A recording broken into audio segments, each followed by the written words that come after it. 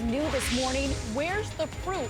The firestorm erupting over Donald Trump's explosive allegations, claiming President Obama ordered the FBI to illegally tap his phones at Trump Tower. If it is true, it would be the biggest political scandal since Watergate.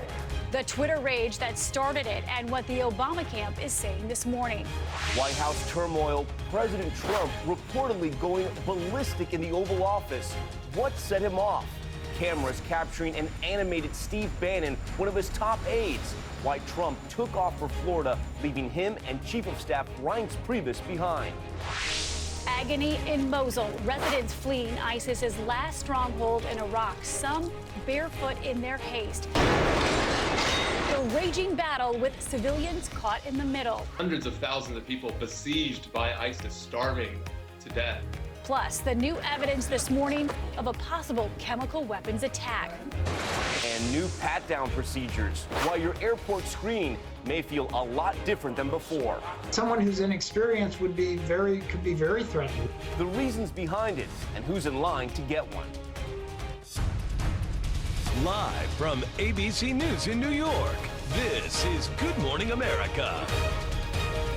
And good morning, everyone. As you can see, Dan Harris is not here, but it's so nice to have Tom Yamas by my side. Tom, thanks for coming in this morning. Great to be here. Busy Sunday morning. Certainly is, and we want to get straight to our top story. There's some Twitter video right there of President Trump in Florida on Saturday.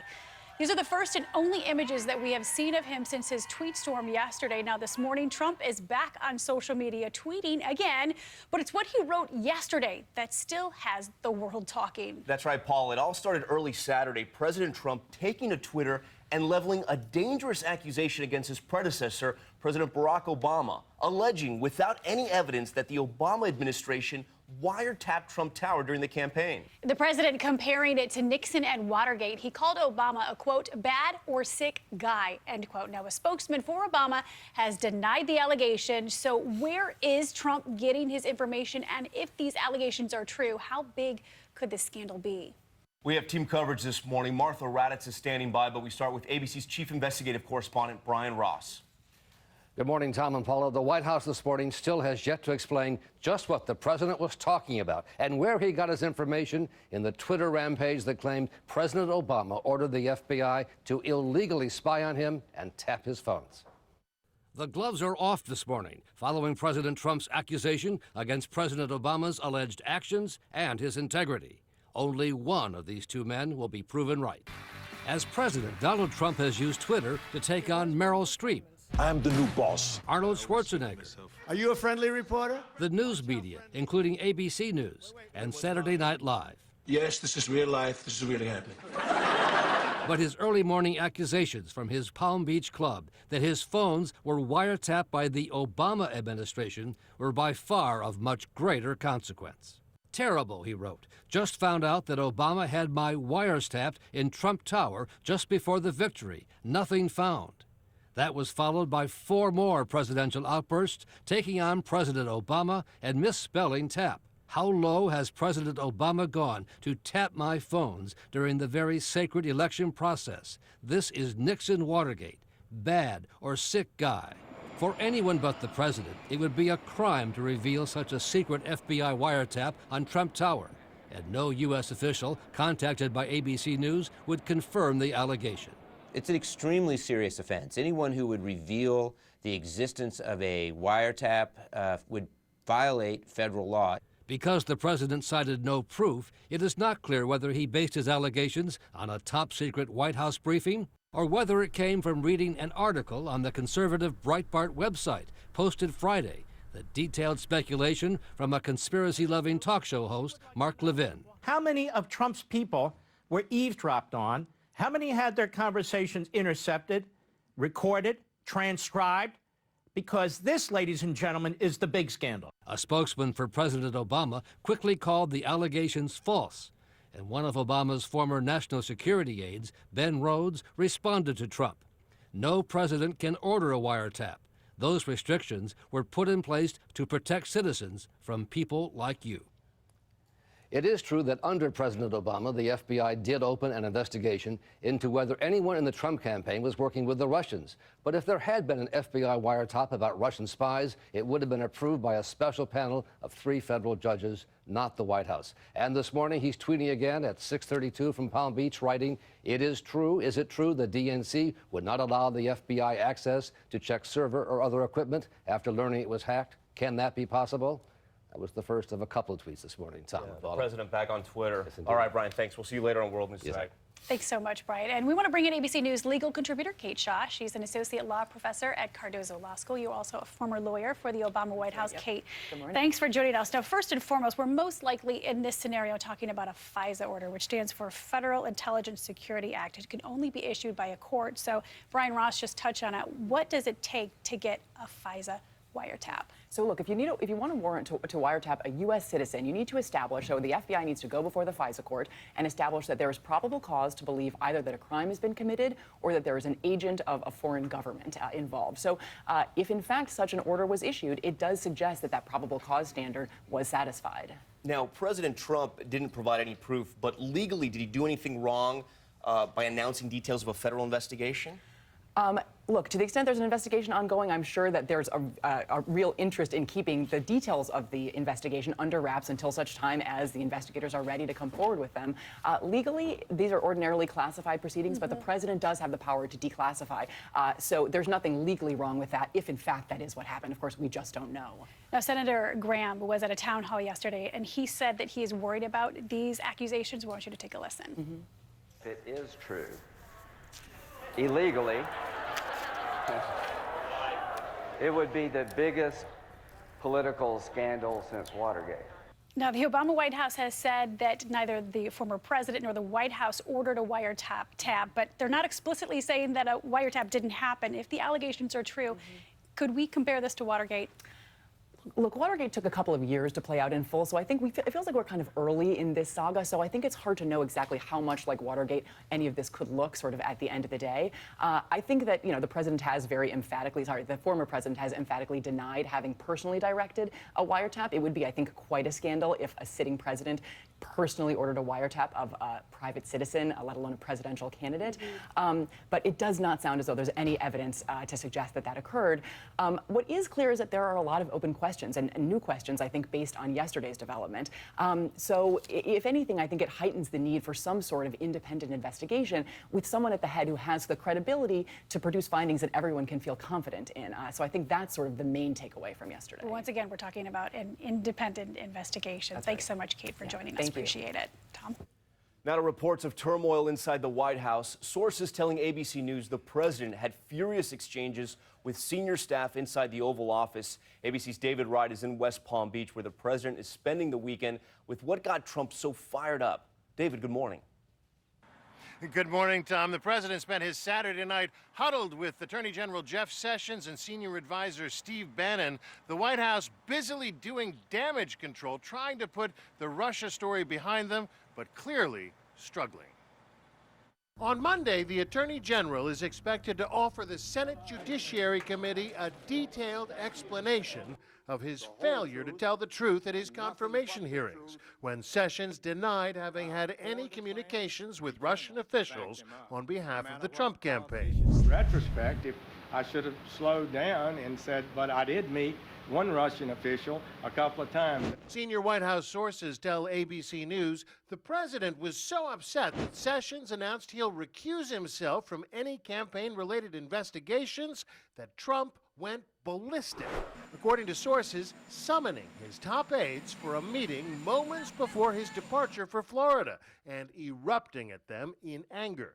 About 10:40 Friday morning, Marine One, prepped and waiting, a TV camera in the Rose Garden captured a glimpse of the tense scene unfolding inside the Oval Office. That's Steve Bannon gesturing furiously in that meeting. Bannon and Chief of Staff Reince Priebus were both scheduled to accompany the president to Florida, but sources say after this meeting, the two of them ended up volunteering to stay behind. White House sources tell us Trump made it crystal clear he's frustrated that a week he had hoped would be a triumph. We will look back on tonight as when this new chapter of American greatness began. Should instead end up mired in questions about the campaign's contacts with Russian officials. Quote, "We should have had a good week. We should have had a good weekend. But once again, back to Russia." That's how one senior official summed it all up. But many of Trump's supporters still behind him, organizing the March for Trump events, which met with counter-demonstrations in California and Washington. Well, as for that tense Oval Office meeting, Bannon ended up making his own way down here to Florida, not on Air Force One. But the White House cautioned us not to read too much into the fact that Chief of Staff Reince Priebus did not come down here. He had always planned to spend Saturday night and Sunday in D.C. But the bottom line here is that the White House is struggling with its messaging, and that's clearly a source of frustration. Tom and Paula? Certainly is. David Wright, thanks for your reporting from Florida this morning. So we want to bring in ABC's Chief Global Affairs Correspondent, Martha Raddatz, joining us from Washington, where she will be hosting this week a little bit later this morning. Martha, good morning to you. Good morning. So where do we begin? Let's go back to that statement from President Obama's spokesperson, which said, quote, "Neither President Obama nor any White House official ever ordered surveillance on any U.S. citizen." Now, Martha, that's what the statement says, but what is it not saying? Well, it's kind of what Kate said to you. What it's not saying is whether or not there actually was a wiretap ordered through FISA. We don't really know that for sure. Donald Trump clearly thinks there was something ordered, some sort of wiretap ordered, but he has, as we've said all morning, not offered any proof. Now, Martha, the president gave a speech to Congress on Tuesday. By most accounts, a home run. How does this now slow his agenda? Well, Tom, you and I were both sitting here on this set on Tuesday night and talked about a pivot that President Trump was very presidential in that speech. He stuck to policy questions. He outlined his agenda. But days later, he is the one who tweeted and changed all of that. And the focus is now on what he started and what he is accusing President Obama of doing. So I think that speech seems about 2 months behind us now. Yeah, it was only a couple of days ago. And now, if Trump was trying to change the subject from Russia with this tweet storm, Martha, did he succeed? Boy, he sure did not. He may have put the focus back on himself, back on the investigation, maybe a little off Jeff Sessions in the recusal, which we are reporting that he was apparently angry that he did recuse himself.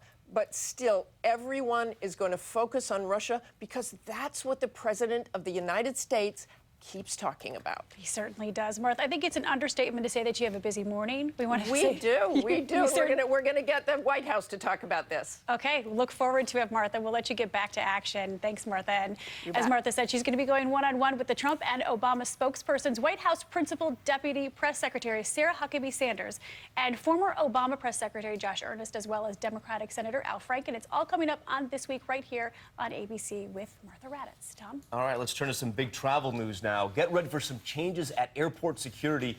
The TSA is unveiling a new hands-on procedure. ABC's Eva Pilgrim has more on how all pat-downs will now be more thorough. This morning, backlash over the TSA rollout of its new plan for comprehensive pat-down screenings. Someone who's inexperienced could be very threatened, would be traumatic. TSA officers used to evaluate the perceived risk associated with each passenger in question and then choose one of 5 different pat-down options. Now, there is one option, a full pat-down. Airports across the country already putting out warnings. Denver International telling employees and crews that these pat-downs will be more thorough and may involve an officer making more intimate contact than before. No discretion. If you're going to pat somebody down, you got to do it the same way. The TSA saying this is not a new style of pat-down. It does not involve any different areas of the body than were screened in the previous standard pat-down procedure. This new plan comes 2 years after a report on the TSA finding some officers miss guns and other weapons during screenings. We know that we're not carrying a concealed weapon, but they don't know, and they've got to find out. Who gets the pat-down? Anyone who opts out of the standard technology screening, those who alarm the machines or a canine, and sometimes it's just random. This new, more comprehensive screening isn't supposed to cause any security delays unless you're the one getting the pat-down. In that case, the TSA warning, be prepared. it will slow you down. Paula? So maybe we should get to the airport a little bit earlier. All right, Eva, thank you.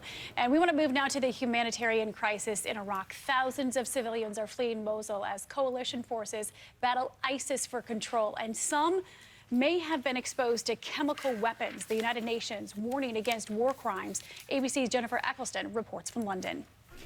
They're fleeing the terror group's last stronghold in Iraq.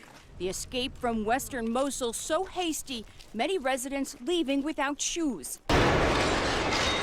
Iraqi forces and civilians facing a fierce pushback from ISIS, who've controlled this city for nearly 3 years. Now, evidence of a possible chemical weapons attack. A rocket landed on our house, this mother says. It exploded and sprayed us with oily material. She, her children, and 7 other patients here showing signs of gas poisoning. An emergency response plan implemented by the World Health Organization is now in effect. Some people have breathing problems, like a spasm, like in an asthma attack, and the majority of the patient has developed different size of blisters. The battle has raged for 5 months. The Iraqis are taking back the city, but the advance is slow.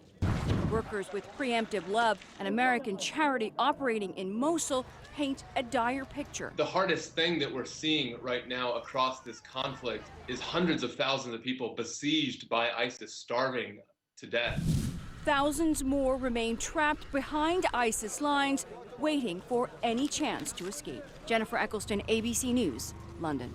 You know, the global community wanting to know what they can do to help humanitarian organizations like Preemptive Love that we heard in the piece. They're operating completely independently, autonomously from the UN, going where the UN can't actually reach at this point, completely funded by private citizens, civilians just like you and I, but they're the first international humanitarian organization to reach that particular area in Mosul, which is ISIS's stronghold, and ISIS is doing everything they can to hold on. And we can see it from these images. I mean, these families dealing with chemical attacks, war, and now Mother Nature with all that mud and rain.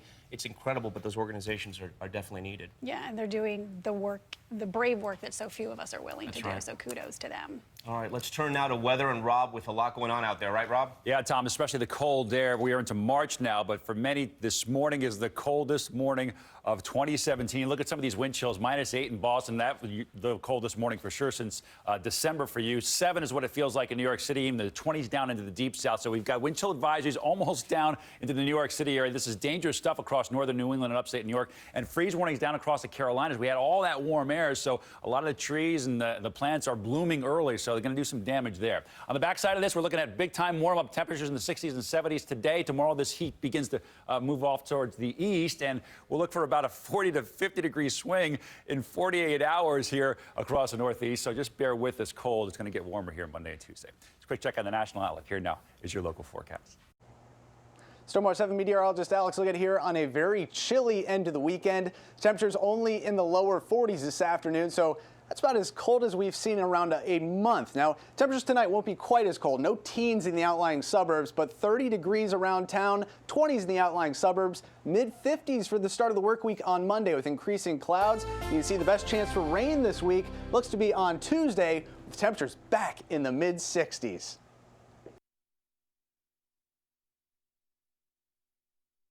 Much more weather in the next half an hour, including an update on the Iditarod race and all the mushers that'll be participating there. Looking forward to that. Or as Paul likes to say, mushers. It's like Scaramouche. Scaramouche. Oh, whatever.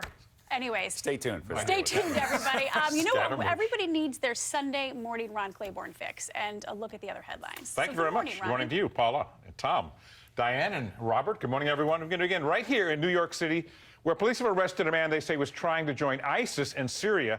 26-year-old Elvis Redzepagic is being held without bail after appearing in a Brooklyn federal courtroom, charged with attempting to provide support to a terror group where prosecutors say he traveled to the Middle East but was unable to cross into the border there into Syria. Authorities say he told them he was prepared to be a suicide bomber and engage in jihad. In Washington state, the FBI is investigating a possible hate crime. A Sikh man who was shot in the driveway of his home while working on his car in a Seattle suburb. Police say the gunman told the man to go back to his own country and then open fire. This was in the town of Kent. The victim was shot in the arm. He is expected to make a full recovery. And the German automaker Mercedes is recalling about 1 million vehicles worldwide, more than 300,000 of them here in the U.S. This recall comes after 51 fires were reported from a defective